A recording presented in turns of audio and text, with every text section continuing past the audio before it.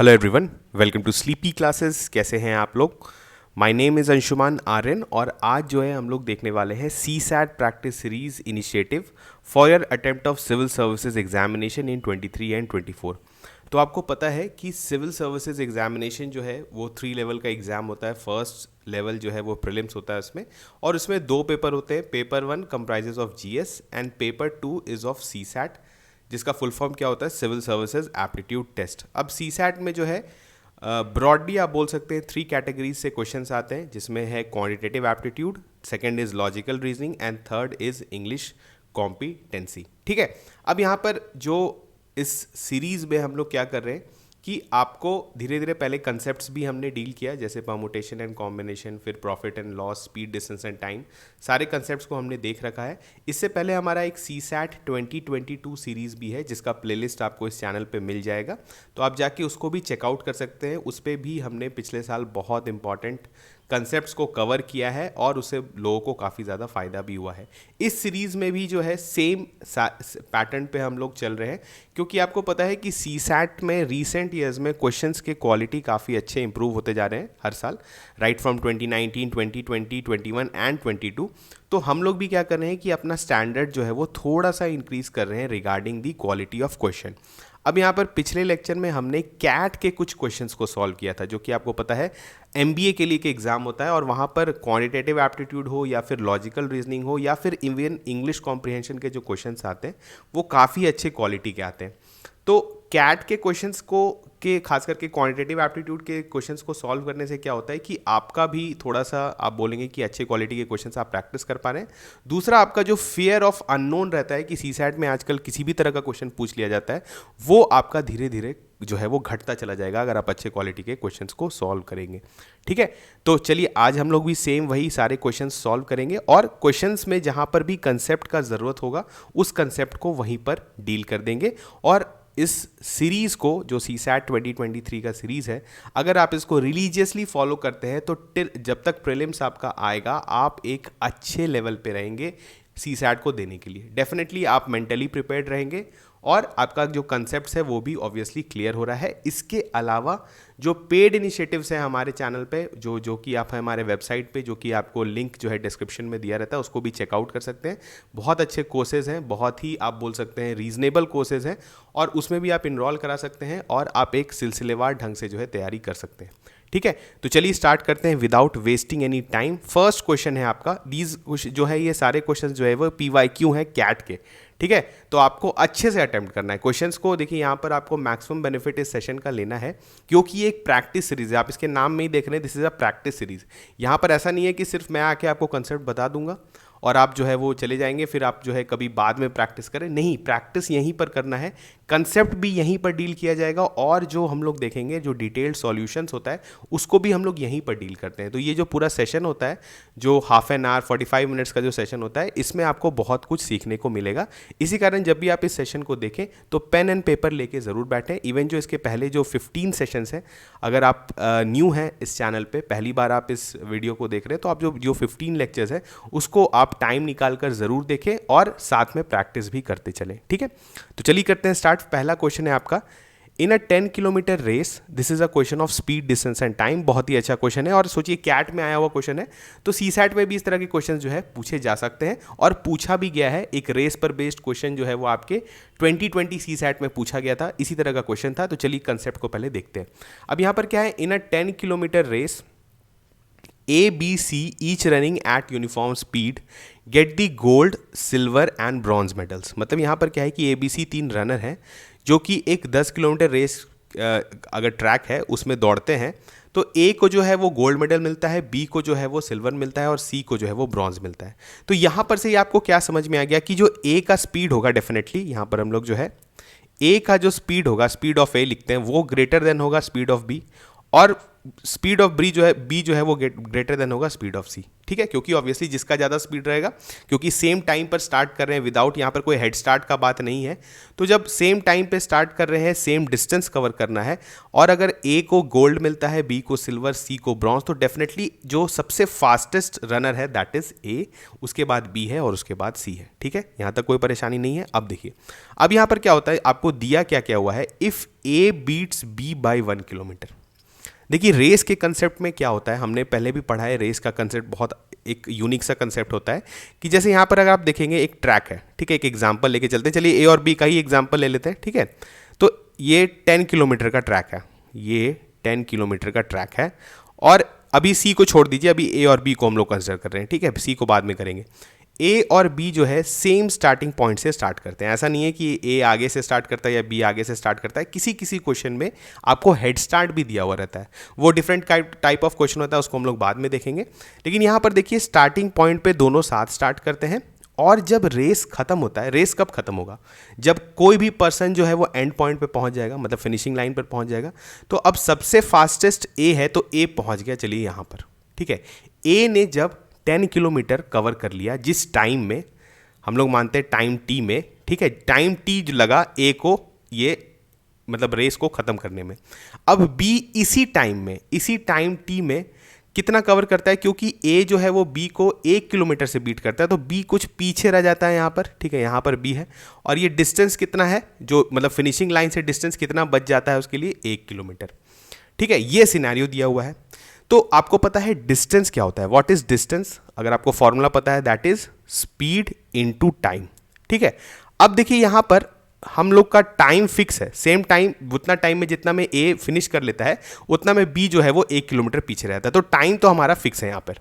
अगर आप इस फॉर्मूला में देखेंगे कि d is equal to speed into time होता है, तो अगर आप टाइम को फिक्स कर दें, ठीक है, तो अगर दो पर्सन कितना डिस्टेंस कवर कर रहा है, ये डायरेक्टली प्रोपोर्शनल हो जाएगा क्या, किसके बराबर, उसके स्पीड के।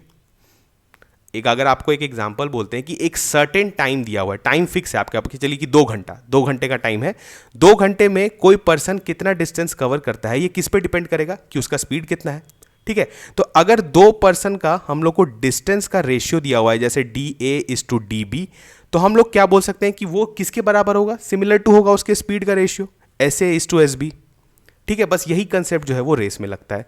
अब यहाँ पर देखिए ए और बी का है, यहाँ पर रिलेशन दिया हुआ है कि A beats B by 1 kilometre, ठीक है, तो यानी बी जो है वो कितना कवर किया है, जितने टाइम में ए ने 10 किलोमीटर कवर किया है, बी ने कितना कवर किया है, क्योंकि 1 किलोमीटर पीछे रह जाता है, तो कितना कवर किया है, 9 किलोमीटर्स।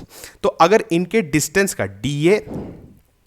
DA/DB जो है वो कितना है आपका 10:9, इसका रेशियो है, डिस्टेंस का रेशियो ये है। अब यही तो उसका स्पीड का भी रेशियो होगा, क्योंकि हमने देख लिया अगर टाइम फिक्स है तो डिस्टेंस जो है वो डायरेक्टली प्रोपोर्शनल होता है स्पीड के, तो यानी यही इसके स्पीड का भी रेशियो होगा, यानी SA/SB हमें मिल गया। ये बहुत बड़ा चीज़ है कि आपको दो रेसर के स्पीड का रेशियो पता चल गया है। अब कितने भी टाइम में हमको निकालने बोला जाए कि ए कितना कवर करेगा या बी कितना कवर करेगा, तो हम बहुत आसानी से निकाल सकते हैं, ठीक है। चलिए नेक्स्ट कंडीशन में क्या दिया हुआ है, B beats C by 1 kilometre. अब यहाँ पर आपको ध्यान देना है कि ऐसा नहीं आप बोले कि बी जो है यहाँ पर अगर जो है कवर किया है 9 किलोमीटर, तो ए जो है सी 1 किलोमीटर पीछे होगा, नहीं, ऐसा नहीं। इसका क्या मतलब हुआ कि बी और सी को आप कंसिडर करिए, बी जब रेस कंप्लीट करता है जिस टाइम पे, हो सकता है टाइम टी डैश मान लेते हैं, टाइम टी डैश, क्योंकि डिफरेंट टाइम में बी कवर करेगा, तो बी जब एंड पॉइंट पे पहुंचता है तो सी फिर 1 किलोमीटर पीछे रह जाता है उसी टाइम टी डैश में। तो यहां पर अगर हम लोग बोलेंगे इस सिनेरियो के लिए, अगेन टी डैश जो है टाइम फिक्स है, तो बी ने कितना कवर किया है टी डैश टाइम में 10 किलोमीटर, और सी ने कितना कवर किया है 9 किलोमीटर। तो इस केस में भी इसका क्या हो जाएगा, अगर हम लोग स्पीड बी इस टू स्पीड सी का अगर रेशियो निकालेंगे तो वो भी मेरा कितना आ जाएगा 10:9, ठीक है। ये सारी चीज क्लियर है आपको। तो अगर आप यहां पर ध्यान दीजिए कि आपको speed of A is to speed of B पता है, speed of B is to speed of C पता है 10:9, तो आपको निकालना क्या है, ए बीट सी। अगर एक रेस है 10 किलोमीटर का रेस है और ए और सी उसमें दौड़ते हैं, तो ए सी को कितने से बीट करेगा, बस ये आपको निकालना है। तो अगर कितने से बीट करेगा, तो उससे निकालने से पहले हमें क्या पता करना पड़ेगा कि स्पीड ए का और स्पीड सी का रेशियो क्या है। अब वो हम लोग कैसे निकालेंगे, देखिए आपके पास एक रेशियो दिया हुआ है और दूसरा रेशियो दिया हुआ है, तो आप इसमें ध्यान से देखिए, S A by S B है यहाँ और यहाँ क्या है, S B by S C है। अगर इसको दोनों को हम लोग मल्टीप्लाई कर दें तो आपका क्या हो जाएगा, एस बी कैंसिल हो जाएगा दोनों साइड से, और आपका बचेगा क्या, S A by S C. और आपका राइट हैंड साइड में क्या है, 10/9 है यहाँ भी और यहाँ भी 10/9 है, तो कितना हो गया आपका 100/81। यानी speed of A is to speed of C का रेशियो जो है वो कितना है, 100:81। ये हमें पता चल गया। अब बहुत इजी क्वेश्चन है, आपको बोल रहा है कि बताइए कि जो है 10 किलोमीटर उसको मतलब कि ये 10 किलोमीटर का रेस अगर ए और सी दौड़ते हैं तो ए जो है वो सी को कितने से बीट करेगा। ठीक है, बहुत इजी क्वेश्चन है। देखिए यहाँ पर क्या है, ये स्पीड को पता है 100 है आपका, जब स्पीड 100 है और स्पीड ऑफ सी जो है वो 81 है, रेशियो दिया हुआ है। ठीक है, तो हम लोग क्या करते हैं, जब रेशियो में है तो आपको सिंपली क्या करना है, जब ए सी को बीट करेगा यानी ए जो है वो कितना डिस्टेंस कवर कर लेगा, 10 किलोमीटर। तो हम लोग क्या करते हैं, अगर ऊपर वाले को सिर्फ हम लोग क्या कर लें, चेंज कर लें 10 में, अगर ऊपर वाले को हम लोग 10 में चेंज कर लें तो नीचे जो भी क्वांटिटी आएगा वो ये बताएगा कि सी कितना कवर करेगा, क्योंकि इनका तो स्पीड का रेशियो जो है वो डिस्टेंस के रेशियो के बराबर है। तो जैसे ये 100 है तो इसको अगर हम लोग को 10 में कन्वर्ट करना है तो हम लोग क्या करते हैं, 10 से डिवाइड कर देते हैं। तो 100 को अगर आप 10 से डिवाइड करेंगे न्यूमरेटर में, तो डिनोमिनेटर में भी 10 से डिवाइड करिए तो 81 डिवाइडेड बाई 10 हो जाएगा। तो ऊपर कितना हो गया 10 और नीचे कितना हो गया 8.1। यानी अगर जितने टाइम में ए 10 किलोमीटर कवर करेगा, बी कितना कवर करेगा 8.1 किलोमीटर। यानी ए जो है सी को कितने किलोमीटर से बीट कर देगा, 1.9 किलोमीटर्स। अगर आप मीटर्स में करेंगे तो 1900 मीटर्स। ठीक है, तो ये बहुत बेसिक क्वेश्चन था। This is again a question of race और इस तरह का क्वेश्चन हमने बहुत सॉल्व किया है और सी सैट में भी आपसे पूछा जा सकता है। अगर आप एग्जाम में एग्जैक्टली ऐसा क्वेश्चन देखें तो आप आश्चर्य नहीं कर सकते हैं, क्योंकि इस तरह क्वेश्चन जो है वो सी सैट में पूछा गया है। थोड़ा सा लेवल आपको यहाँ पर जैसे 1 किलोमीटर दिया गया है तो आपको 100 मीटर का रेस दे दिया जाएगा या 500 मीटर का रेस दिया जाएगा, कोई भी क्वांटिटी दे दी, या 1000 मीटर का रेस आपको बोल दे।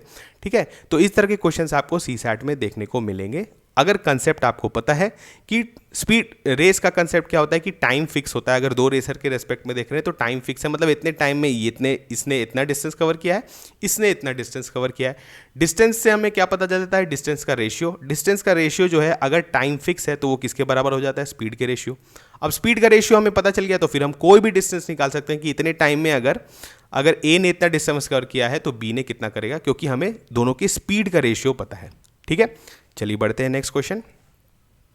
देखिए हर क्वेश्चन के पीछे जो है कंसेप्ट को भी डील कर रहे हैं, इसी कारण आपको परेशान नहीं होना। ये देखिए again this is a very good question of mixture and allegation. ये सबसे आप बोल सकते हैं लोगों को परेशान करने वाला टॉपिक है, मिक्सचर एंड एलिगेशन। ठीक है, जो मैक्सिमम स्टूडेंट्स से मैं इंटरेक्ट करता हूँ, ठीक है, उनको जो मैक्सिमम प्रॉब्लम होता है वो किस में होता है, एवरेजेस, मिक्सचर एंड एलिगेशन। उनको हमेशा कन्फ्यूजन इसमें रहता है। कन्फ्यूजन को दूर करने के लिए आज कुछ कंसेप्ट्स क्लियर करेंगे। ठीक है, और उसके बाद जो है फिर इसके क्वेश्चंस को हम लोग सॉल्व करेंगे। ठीक है, चलिए तो एवरेज के कंसेप्ट को हम लोग ऑलरेडी जानते हैं। एवरेज का क्या होता है कि आपको सर्टेन एक सैम्पल दे दिया गया है, सर्टेन आपको एक सैम्पल दिया रहता है, इसमें कुछ क्वांटिटीज़ हो सकते हैं, एज हो सकता है 5-6 पर्सन का एज दे दिया गया हो, उनका वेट दे दिया गया हो, ठीक है, या फिर फॉर दैट कोई मार्क्स लाए हैं वो दिया रहता है। तो आपको निकालना रहता है व्हाट इज एवरेज। एवरेज कितना होता है, sum by total number of samples. ठीक है, टोटल नंबर ऑफ जो भी कंपोनेंट्स है सैम्पल के उससे डिवाइड कर दीजिए, आपको एवरेज मिल जाएगा। अब होता क्या है, वेटेड एवरेज का कंसेप्ट क्या होता है, जो एलिगेशन पढ़ने से पहले हमें वेटेड एवरेज का कंसेप्ट आना चाहिए।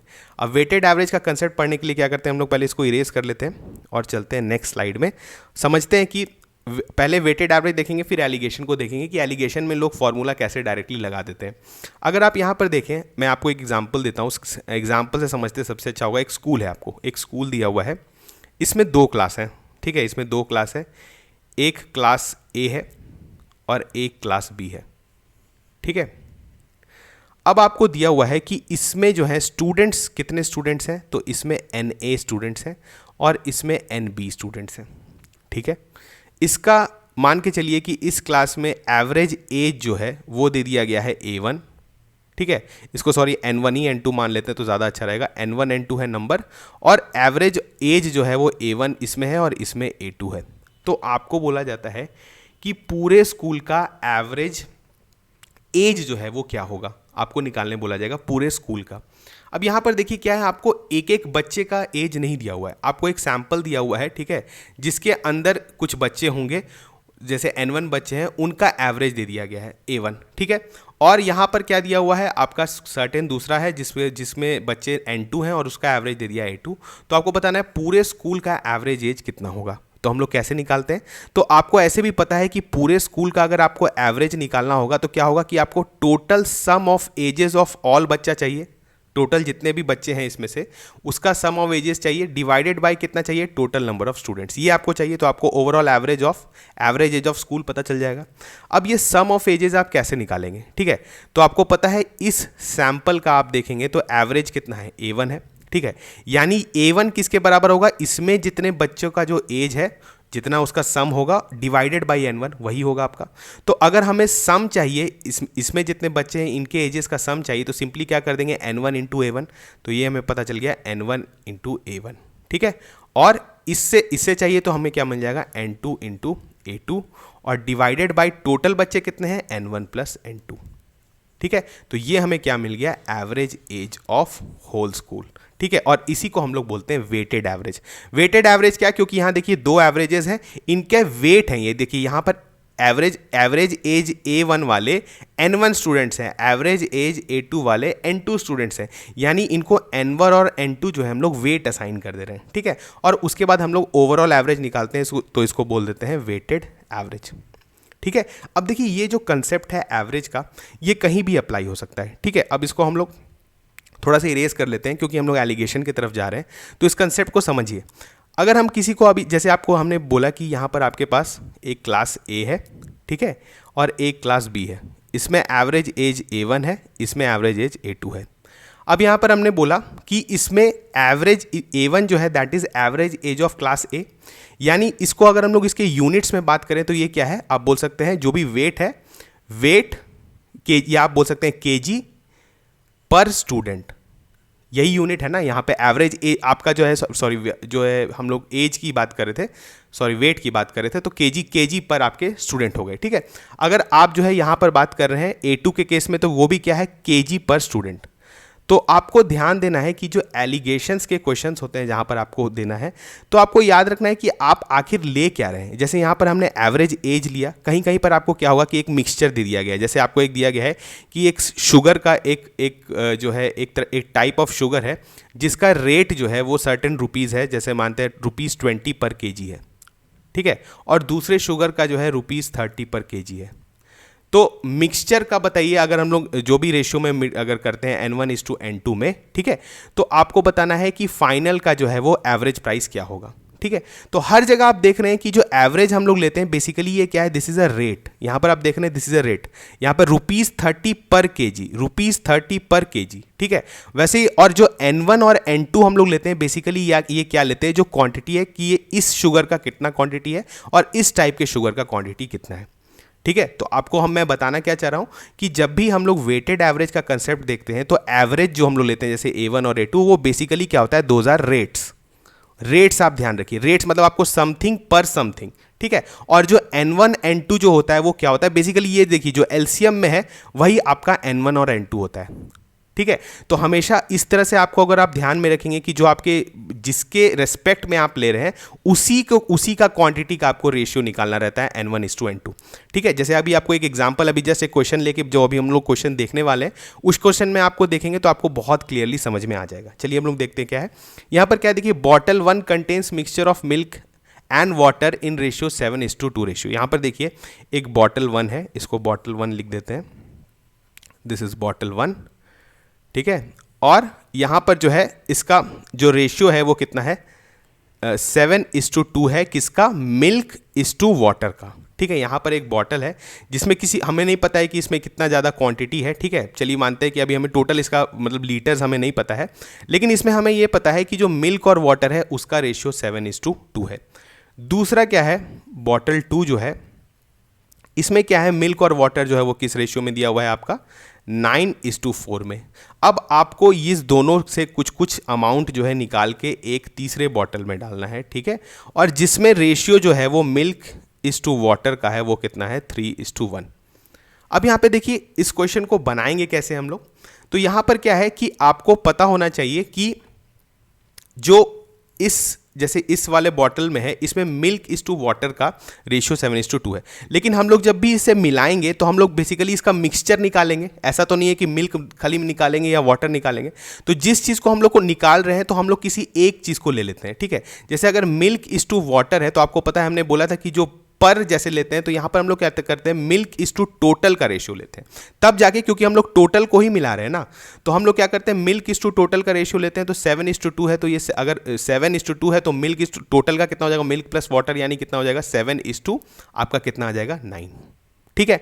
वैसे ही अगर आप इस बॉटल में देखेंगे, मिल्क इज टू टोटल का रेशियो कितना होगा, 9:13, ठीक है। तो अब आपको देखिए एक्चुअल रेट्स मिला, ये है आपका 7:9 और 9:13 जो है आपका रेट्स है, जो हमने देखा है A1 A2 जो आपको एवरेज मिलता है। और यहां पर अगर आप जो बोलेंगे मिल्क इज टू वाटर का रेशियो 3:1 है, तो मिल्क इज टू टोटल का रेशियो कितना हो गया आपका, यहां पर हो गया 3:4, ठीक है। अब देखिए, अब आपको सिंपली क्या करना है, आपको बताना है कि किस रेशियो में हम लोग मिलाएंगे इन दोनों को, ठीक है। बेसिकली N1 और N2 आपको निकालना है, N1:N2 आपको निकालना है कि फाइनल का जो है मिल्क इज टू टोटल का रेशियो जो है वो 3:4 हो जाए। तो अब इस क्वेश्चन को आप इजीली बना सकते हैं, सिंपली वेटेड एवरेज का क्वेश्चन हो गया, तो कितना हो जाएगा 7/9 इंटू N1 प्लस आपका जो है 9/13 into N2 divided by N1 plus N2, और ये किसके बराबर हो जाएगा आपका 3/4, ठीक है। तो चलिए हम लोग थोड़ा सा इरेज कर लेते हैं, जो है यहाँ पर इसको यहाँ पर, यानी आपको लिख लेते हैं फिर से, देखिए 7/9 N1 प्लस आपका कितना था दूसरा 9/13 N2 divided by N1 plus N2 is equal to 3/4, ठीक है। बस इसको सॉल्व करिए, देखिए 7 अगर आप इसको करते हैं ऊपर में कितना आ जाएगा आपका, अगर जो है इससे हम लोग करते हैं 7 4 28 91 N1 प्लस अगर 36 N2, ये 9 है, ये 13 है, और ये उधर चला जाएगा आपका कितना हो जाएगा 3N1 प्लस 3N2, ठीक है। N1 वाले को एक साथ ले आते हैं, तो 9 3 27 यानी 27N1 यानी कितना हो गया आपका सिंपली N1/9 बचेगा, ठीक है। अगर क्योंकि यहाँ पर आपका जो है 28 है, और N2 में अगर हम लोग करेंगे तो 39, तो ये हो जाएगा माइनस, ये जो हो जाएगा 3, ठीक है। ये जो है 7/9, हाँ ये हो जाएगा, अगर 3 करते हैं 39 माइनस यानी 3N2/13, ठीक है। चलिए, तो अब आपको करेंगे तो यहाँ पर कितना आ जाएगा आपका, चलिए इसको आपको क्या निकालना है, N1:N2, तो N1:N2 करेंगे तो वो कितने के बराबर जाएगा, 9 3 27, और 27 डिवाइडेड बाई 13, यानी आपका सही ऑप्शन कौन सा हो गया, ऑप्शन बी, ठीक है। अब देखिए होता क्या है कि लोग इसी को एलिगेशन के थ्रू बनाते हैं। बेसिकली होता क्या है, जैसे हमने अभी बोला कि आपको एक बॉटल ये है, एक बॉटल ये है, और आपको एक सर्टेन जो है रिजल्टेंट चाहिए। अब जैसे हमने बोला कि मिल्क इज टू टोटल का रेशियो 7/9 है यहाँ, और यहाँ कितना है, मिल्क इज टू टोटल का 9/13 है, और बीच में कितना है जो चाहिए आपको, कितना है वो 3:4 है, 3/4 है, ठीक है। तो होता क्या है कि लोग इसको ऐसे बस क्रॉस मल्टीप्लाई करते हैं। अभी जो हमने N1:N2 किया, और आपको N1/N2 लिखना रहता है, तो N1/N2 क्या हो जाता है, जो हमने जस्ट अरेंज किया उसी को इस तरह से वो रिप्रेजेंट कर देते हैं।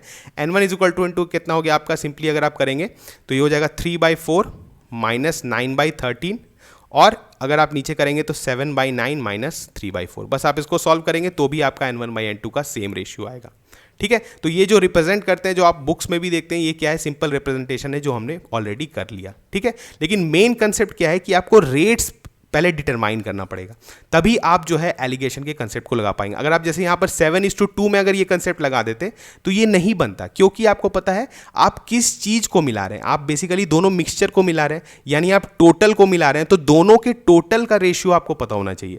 या किसी का भी ले सकते थे, अगर आप चाहते तो आप जो है वाटर इज टू टोटल का भी रेशियो ले सकते थे, लेकिन जो आपके डिनोमिनेटर में रहेगा दैट विल बी टोटल, क्योंकि दोनों का जो N1 और N2 जो है that is quantity of total, ठीक है। बस यही कंसेप्ट आपको बताना था।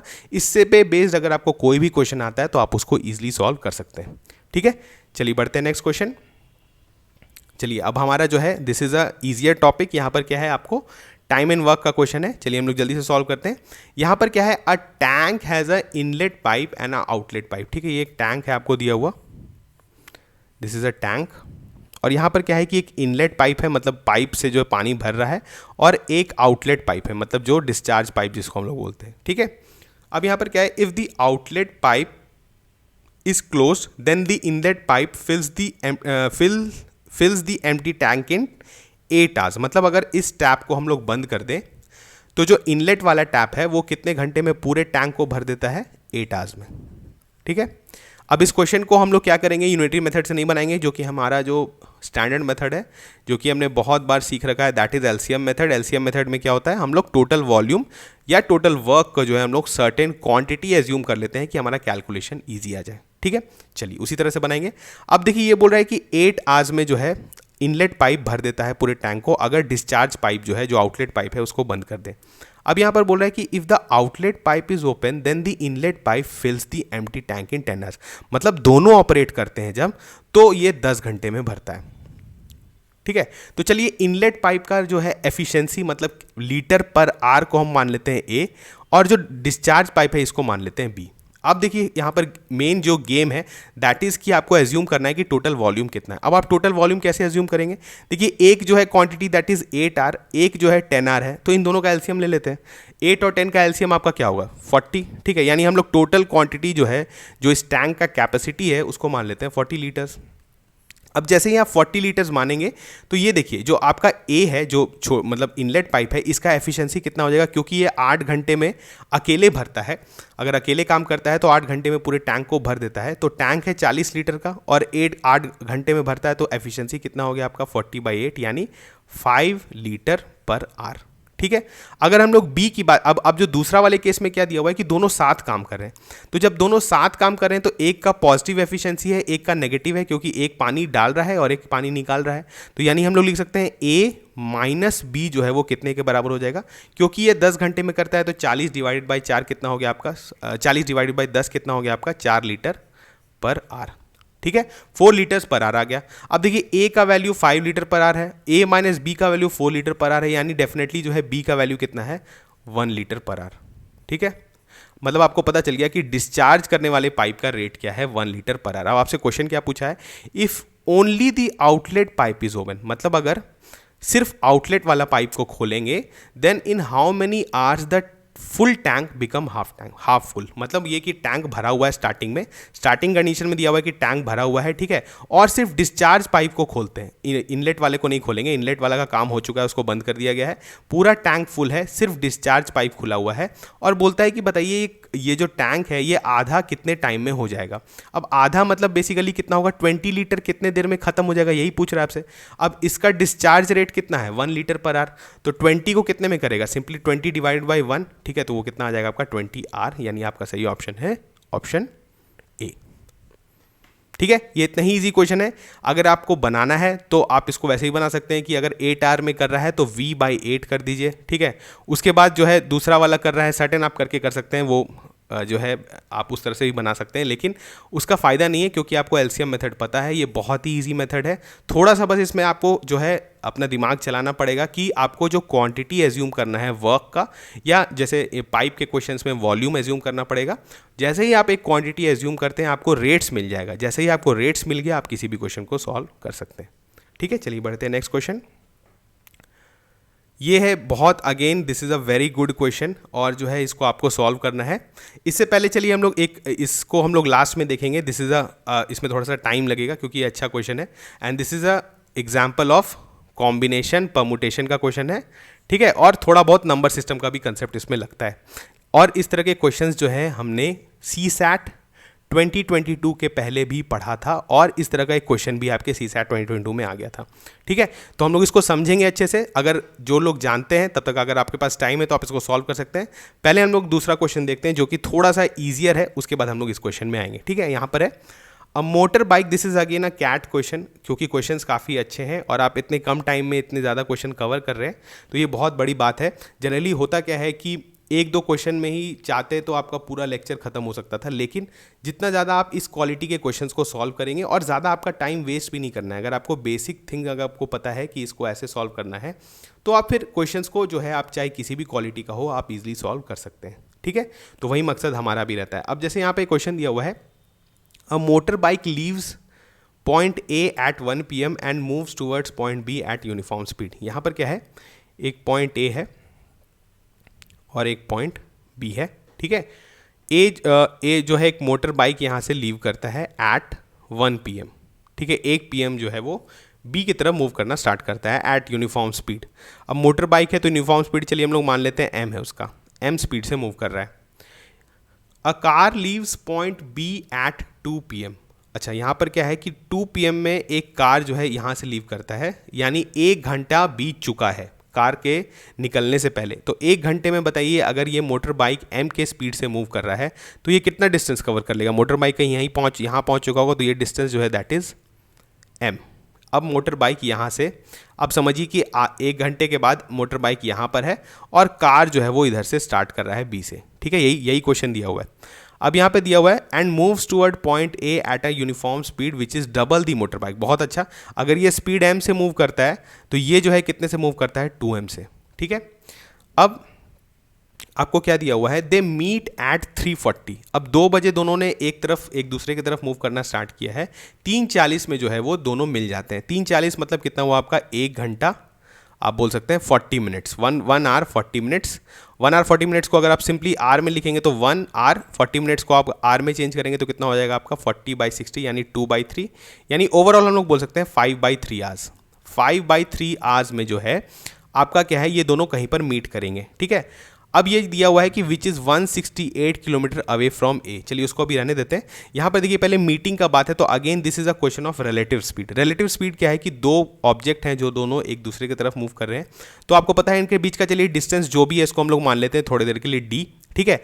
तो टाइम कितना है, टाइम इज इक्वल टू कितना हो जाएगा, distance divided by relative speed. अब रिलेटिव स्पीड क्या है, जब 2 ऑब्जेक्ट सेम डायरेक्शन में ऑपोजिट डायरेक्शन में मूव करें एक दूसरे की तरफ, तो उस केस में उनका जो स्पीड है वो रिलेटिव स्पीड जो है वो एड अप हो जाता है, यानी m + 2m हो जाएगा, कितना हो जाएगा 3m। अब टाइम आपको ऑलरेडी दिया हुआ है 5/3, तो इसको हम लोग लिखते हैं d डिवाइडेड बाई स्पीड कितना हो जाएगा आपका m + 2m that is 3m, ठीक है। तो ये 3 कट गया, यानी डिस्टेंस जो है that is 5m। In terms of m ही ले रहे हैं क्योंकि हमें स्पीड ही निकालना पड़ेगा फाइनली, ठीक है। डिस्टेंस एक्चुअली आपको डिस्टेंस निकालना है तो चलिए कोई दिक्कत नहीं, लेकिन आपको पता चल गया कि ये डिस्टेंस जो है ये 5m है, ठीक है। अब देखिए यहाँ पर क्या आपको दिया हुआ है, they meet at which is 168 kilometre away from A. अब देखिए ये जो कहीं पर, चलिए बीच में कहीं मीट करेंगे ऑब्वियसली दोनों, तो जो मीट कर रहे हैं ये ए से कितना डिस्टेंस है, ये दिस इज 168 किलोमीटर्स। अब ये देखिए यहाँ से यहाँ तक का तो डिस्टेंस m है। अब ये वाला जो डिस्टेंस है ये कैसे निकालेंगे, तो सिंपली ये कितने टाइम में मीट कर रहे हैं, आपका 5/3 आवर्स में मीट कर रहे हैं। तो 5/3 आवर्स में ये जो मोटर बाइक है ये कितना डिस्टेंस कवर करेगा, सिंपली अगर इसको करेंगे तो स्पीड से मल्टीप्लाई कर देंगे तो यानी कितना हो गया 5m/3, 5m/3 डिस्टेंस कवर करेंगे। तो ये हो गया m और ये डिस्टेंस हो गया 5m/3, तो हम लोग करेंगे m + 5m/3, ये कितने के बराबर दिया हुआ है आपका 168। यहाँ से हम लोग का m निकल जाएगा और फिर हम लोग को सिंपली निकालना है what is the distance between a and b, जो कि क्या हो जाएगा m + 5m, जो कि हो जाएगा 6m। पहले चलिए m सॉल्व कर लेते हैं, तो कितना हो गया 8m divided by 3 is equal to 168, this is 821, m will be 63, m का वैल्यू हो गया 63। और आपसे पूछ रहा है कि a और b के बीच का डिस्टेंस कितना है, तो वो कितना है m + 5m, तो कितना हो गया 6m, तो 6 × 63 × 6 करेंगे तो 6 × 18, 6 × 36 एंड दैट इज 378, यानी आपका सही ऑप्शन कौन सा है, ऑप्शन बी। अब चलिए देखते हैं ये वाला क्वेश्चन जो कि जिसको हमने छोड़ दिया था फॉर लास्ट। इस क्वेश्चन को समझने के मतलब बनाने से पहले हम लोग को कुछ बेसिक समझना पड़ेगा, उसको पहले देखते हैं, ठीक है। बेसिक्स को पहले देखेंगे फिर इस क्वेश्चन को सॉल्व करेंगे। बेसिक्स क्या है कि आपको इस तरह के क्वेश्चंस जो है अक्सर देखने को मिलेंगे, चाहे वो डिवीजन ऑफ, जैसे यहाँ पर कुछ आइटम्स जो है आपको डिस्ट्रीब्यूट करना है बिटवीन 3 डिफरेंट पर्सन्स, ठीक है। या फिर कुछ आपको ऐसा दे दिया जाए कि आपके पास सर्टेन बॉल्स हैं, आपको 3 बास्केट में डालना है, लेकिन तीनों बास्केट जो है वो डिस्टिंग्विशेबल है, मतलब ऐसा नहीं कि बास्केट सेम है, लेकिन जो आइटम्स आपको डिस्ट्रीब्यूट करना है वो जो है वो इनडिस्टिंग्विशेबल है, मतलब एक जैसे हैं, ठीक है। मतलब जैसे बॉल्स है तो सारे बॉल सेम है, अगर पेन है तो सारे पेन सेम है। तो यहाँ पर जो है ये कैसा केस बनता है, परमुटेशन एंड कॉम्बिनेशन में इसको हम लोग डिटेल में पढ़ते हैं। तो ये क्या केस बन रहा है कि आपको इनडिस्टिंग्विशेबल, मतलब जिसको आप डिस्टिंक्ट नहीं कर सकते हैं, ऑब्जेक्ट्स को डिस्टिंग्विशेबल लोगों के बीच या बास्केट्स के बीच में या जो भी चीज़ दिया हुआ है उसमें डिस्ट्रीब्यूट करना है, ठीक है। अगर आपको बोल दिया जाए कि आपको 7 एप्पल्स जो हैं वो 3 डिफरेंट बास्केट में डालने हैं, ठीक है। या फिर मैं ऐसे बोल सकता हूँ कि आपको 8 पेन्स जो है, अभी जैसे क्वेश्चन में दिया हुआ है 8 पेन्स जो है आपको कितने लोगों को, 3 लोगों को बांटना है और तीनों लोग ऑब्वियसली डिफरेंट होंगे, 3% जो है वो डिफरेंट होंगे, ठीक है। तो क्वेश्चन यही बनता है। अब इस तरह के क्वेश्चन को बनाने का तरीका क्या है उसको देखते हैं। देखिए आपको समझना पड़ेगा, थोड़ा सा टाइम लगेगा और आपको थोड़ा सा अपना कंसंट्रेशन बना के रखना है। आप इस क्वेश्चन को एक बार समझ जाएंगे तो इस पर बेस्ड कितना भी क्वेश्चन आपको दिया जाए आप इजीली सॉल्व कर सकते हैं। ठीक है, अब देखिए यहाँ पर क्या है, जैसे आपको एक एग्जांपल लेते हैं कि आपके पास 5 एप्पल्स हैं। ठीक है, आपके पास 5 एप्पल्स हैं और या फिर हम लोग मान लेते हैं कि 5 पेन्स हैं, पेन ले लेते हैं, ज़्यादा अच्छा होगा। 5 पेन है और आपके पास 3 पर्सन है। ठीक है, 3 पर्सन है आपके पास, आपको ये 5 पेन जो है इनको डिस्ट्रीब्यूट करना है। अब ऐसा भी हो सकता है कि एक पर्सन को एक भी पेन नहीं मिले। ठीक है, हो सकता है दोनों पर्सन को एक भी पेन नहीं मिले और एक ही पर्सन को 5 पेन मिल जाए, ऐसा भी पॉसिबिलिटी है। ठीक है, तो अब आप कैसे निकालेंगे इतना ज़्यादा डिस्ट्रीब्यूशन, कैसे निकालेंगे कि पहले 0 0 5 ऐसा करेंगे क्या, फिर 0 4 इस तरह से तो नहीं करेंगे, बहुत टाइम लग जाएगा इसमें। तो इस तरह के क्वेश्चन को बनाने का तरीका कैसे होता है आपको सोचना पड़ेगा और इसमें हम लोग लगाएंगे कंसेप्ट ऑफ परमुटेशन। आप देखेंगे बेसिकली ये डिस्ट्रीब्यूशन का क्वेश्चन है लेकिन ये जो है चेंज हो जाएगा क्वेश्चन ऑफ परमुटेशन में। कैसे, देखिए जैसे यहाँ पे आपके पास 5 पेन है तो सारे पेन आइडेंटिकल है। ठीक है, तो चलिए हम लोग मान लेते हैं कि ये पेन, ये जो लाइन है, ये जो लाइन्स हैं ये आपको डिफाइन कर रही है, ये पेन है आपके। ठीक है, ये लाइन जो है ये पेन है। ठीक है, आपके पास जो है, सॉरी हाँ, यहाँ पे कितने हो गए, 1 1 3 4 5 पेन है आपके पास। अब आपके पास 3 पर्सन है, आपके पास 3 पर्सन है, तो हम लोग क्या करते हैं कि एक जो है, एक हम लोग इमेजिनरी एक जो है मान के चलते हैं, सर्कल मान लेते हैं, इमेजिनरी सर्कल आप सोच लीजिए। ठीक है, इमेजिनरी सर्कल और एक अरेंजमेंट मैं आपको बता रहा हूँ, बस एक इंस्टेंट का अरेंजमेंट बता रहा हूँ, फिर बाद में आप खुद ब खुद इसको समझ पाएंगे। तो अगर आप इस सर्कल को देख रहे हैं तो इस सर्कल के जो लेफ्ट साइड में है आपके जितना भी चीज़ है, जैसे यहाँ पर अभी कुछ भी नहीं है तो वो क्या है, आप इसको दे दीजिए पहले वाले पर्सन को। ये दोनों सर्कल के बीच में जो भी क्वांटिटी है वो इस बीच वाले को दे दीजिए और इस सर्कल के जो राइट साइड में है उसको जो है आप इस तीसरे वाले को दे दीजिए। ठीक है, यानी हम क्या कर रहे हैं कि अगर आपको बेसिकली 3 लोगों को कुछ सामान देना है तो मैं 2 पार्टीशन क्रिएट कर रहा हूं। ठीक है, अब एक पार्टीशन के लेफ्ट साइड जो भी क्वांटिटी है वो आप इसको दे दीजिए, जो दोनों के बीच में जो है वो इनको दे दीजिए और जो राइट साइड में है वो इसको दे दीजिए। अब देखिए ये तो एक अरेंजमेंट हुआ। एक अरेंजमेंट और ऐसा हो सकता है कि अगर 1 यहाँ पे जो भी पेन है उसको सिर्फ वो रिप्रेजेंटेशनल है, वो फर्क नहीं पड़ता, आप कुछ भी लिख सकते हैं। 1 0 1 1 1 1 और ये हो गया आपका, दिस इज 0 और 1। आप बताइए कि इस केस में पहले वाले पर्सन को कितना मिलेगा, पहले वाले पर्सन को कितना मिल रहा है, ये जो सर्कल है इसके लेफ्ट साइड में कितना है, तो यानी पहले वाले पर्सन को मिला 1 पेन।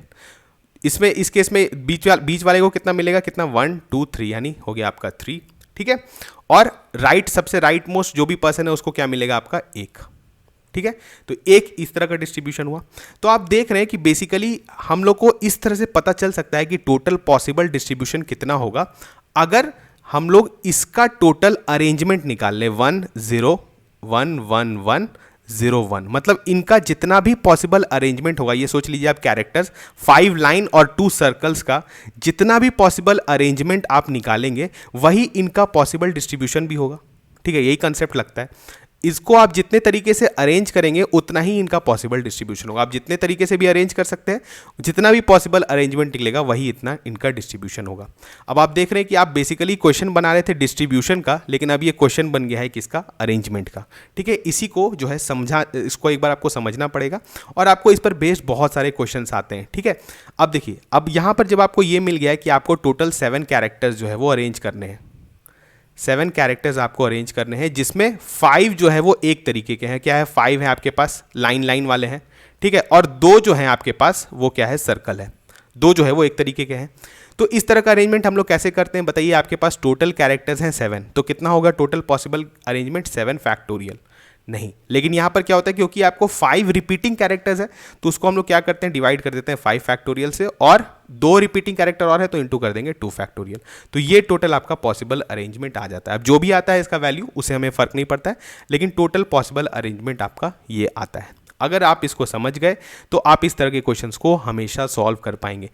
यानी मैं आपको क्या बता रहा हूँ, फिर से समराइज कर देता हूँ सारा चीज़। अगर आपको कुछ सर्टेन चीज़ दिया हुआ है, जैसे आपको एक्स, एक मिनट, इसको जैसे आपको दिया हुआ है x plus y plus z is equal to 6। ठीक है, आपको ऐसा दिया हुआ है और आपको बताना है, आपको जनरली क्वेश्चंस ऐसे ही दिया रहेगा और आपको बताना है कि टोटल पॉसिबल आप बताइए कि कितने तरीके से ये जो 6 है, कुछ भी क्वांटिटी हो सकता है, 6 आप x और y और z के बीच में डिस्ट्रीब्यूट करेंगे और आपको ये भी दे दिया जाएगा कि x, y और z का जो वैल्यू है वो कितना होना चाहिए, whole number values. Whole number values कितना हुआ कि मतलब एक का जो है वो 0 भी हो सकता है। अगर नेचुरल नंबर वैल्यूज बोले यानी कितना हो जाएगा, 1 से होगा, यानी उसमें 0 नहीं होगा।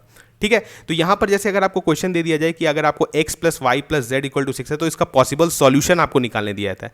यही सेम चीज जो अभी हमने कर रखा है, जो हमने जैसे पेन था आपके पास, तो आपके पास क्या था, जैसे मानिए 6 पेन है और 3 लोगों के बीच में डिवाइड करना है, तो सेम वही क्वेश्चन होता है ये, लेकिन इसको वर्डिंग्स में आपको डिफरेंट दे दिया जाएगा। ठीक है, तो ये कंसेप्ट आप समझ गए कि इसको कैसे करना है। तो यहाँ पे क्या करेंगे, 3 लोग हैं, अगर मानिए अगर 3 लोग हैं तो आपके पास कितना हो जाएगा, आपको 2 पार्टीशन क्रिएट करना पड़ेगा और आपके पास 6 आइटम्स हैं या जो भी जो 6 क्वांटिटी है, यानी वो 6 आप बोल सकते हैं, जो भी आई मान लीजिए, तो 2p6i यानी कितना हो, 2 + 6 कितना हो गया 8, 8 फैक्टोरियल डिवाइडेड बाई एक जैसे कितने हैं 6 और एक जैसे कितने हैं 2, तो यानी 2 फैक्टोरियल नहीं, 8 factorial divide by 6 factorial into 2 factorial. ठीक है, इस कंसेप्ट को अगर आप समझ गए तो चलिए अब हम लोग चलते हैं क्वेश्चन पे। क्वेश्चन पे अब अगर आते हैं, इन how many ways can 8 identical pens be distributed among Virat, Rohit and Rahul so that Virat get at least 1 pen, Rohit get at least 2 pens and Rahul get at least 3 pens। यहाँ पर देखिए question काफ़ी अच्छा ये level का है।